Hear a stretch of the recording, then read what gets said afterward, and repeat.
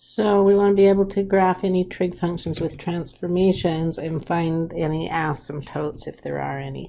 And so first of all, here I see that I have y equal 2 cosecant the quantity x plus pi fourths.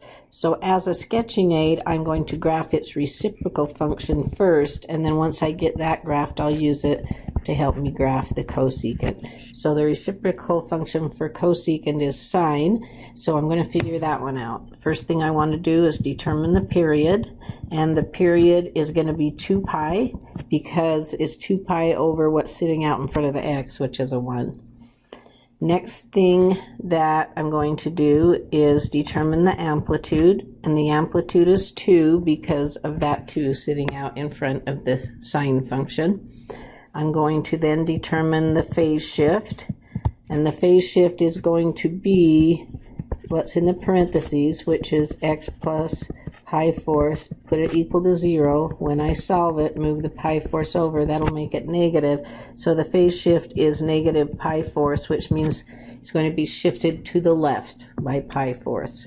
And then if I looked at the vertical, there's none, because there's no numbers added on the end. So let's go ahead and put all of this on a graph. We'll try and get that a little straighter. Okay, period is 1, 2, 3, fourth one is the period, which is 2 pi. We'll do another one over this way, so that's 4 pi. And I'm going to do one back this way as well, so that's negative 2 pi. Okay, the middle of that then is pi, and the middle of that is pi over 2. So our tick marks are pi over 2's, and then we're going to go as high and as low as 2 and negative 2. Now that I have that set, I'm going to be getting ready to graph the sine graph, and actually because of the phase shift, I'm going to put x's like you've seen me do. I'm going to figure out at 0, the sine is normally at 0, and then it will be to its maximum, which is 2 because of that amplitude of 2, and then cross, and then min, and then cross, and then max, and then cross, and then min, and then cross, and back this other way, minimum, cross, maximum, cross. Now you can see I could connect all those x's and I would have the sine 2 sine x graph, but it would not have the phase shift. So now I'm ready to shift all of those points, and then I'll have it.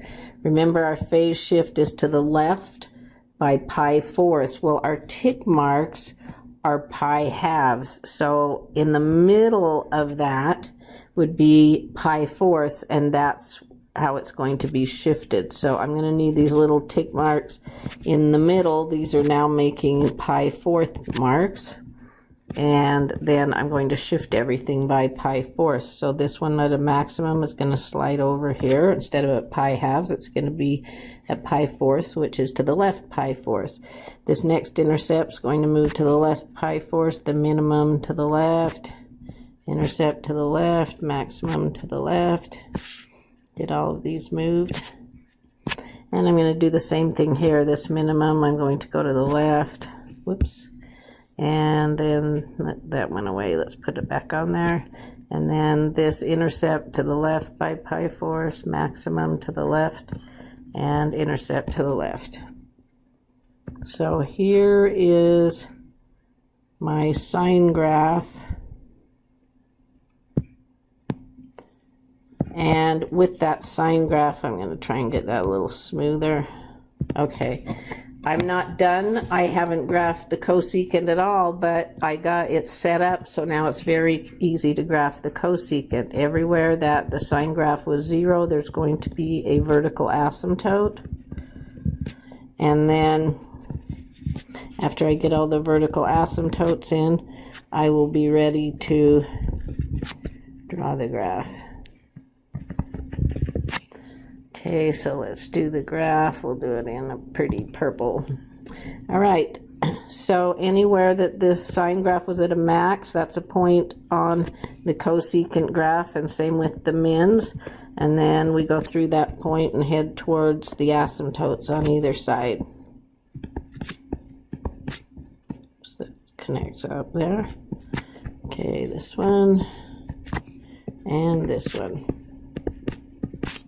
That one's bugging me. Just put that in again. Okay, so there is our cosecant graph. We've got that in good shape. Now what if it asked us about the asymptotes? So the asymptote normally would have been along the y-axis for one of those, but it moved to the left one, so it's at negative pi fourths. The next one over then is half of a period away. The period's 2 pi, so the next one's over here at pi. That's at 3 pi fourths. So we can start with either of those. I think I'll start with the first positive one. So 3 pi fourths plus, now they're all pi apart. This is 4 pi fourths, 5 pi fourths, 6 pi fourths, 7 pi fourths. Okay, that was adding pi, or adding 4 pi fourths. And so I can just add k pi.